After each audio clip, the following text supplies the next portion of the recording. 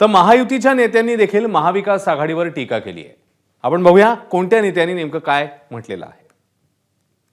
पुरुषला mandate मिळालेलं असताना दुसऱ्याबरोबर जाणं, काँग्रेसबरोबर जाणं, त्याच्यानंतर काँग्रेसच्या हाताचा प्रचार करणं, म्हणजे जे वंदनीय हिंदू हृदय सम्राट बाळासाहेबांनी सांगितलं होतं की हाताचा प्रचार भविष्यामध्ये कधीही होऊ शकत नाही शिवसेनेकडनं, त्या काँग्रेसचा प्रचार करणं, भाषणामध्ये हिंदू हृदय सम्राट हा शब्दप्रयोग न करणं, कदाचित याचे सगळे फटके आता बसत असतील म्हणून हा त्यांनी निर्णय घेतलेला असेल. हे बघा, ह्या युत्या जे झालेल्या आहेत मागच्या काळातही आम्ही सांगितलं होतं की हे न टिकणारी युती आहे.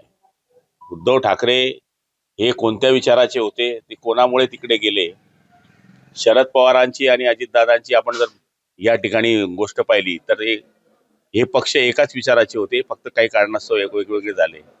काँग्रेसचा ठिकाणाच राहिलेला नाही आहे. त्याच्यामुळे मला तरी असं वाटतंय की निकालामुळे एकमेकावर कुरघुड्या त्यांच्या आता सुरू झालेल्या आहे आणि काही दिवसानंतर हे पक्ष शिल्लक राहतील की नाही राहतील अशी परिस्थिती होणार आहे.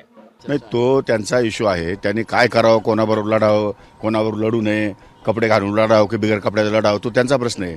की अंडरपॅन्ट घालून की लंगोट लावून लढावं, तो त्यांनी ठरवायचा प्रश्न आहे. त्यांना जे योग्य वाटतं त्यांनी ते करावं. एबीपी माझा, उघडा डोळे बघा नीट.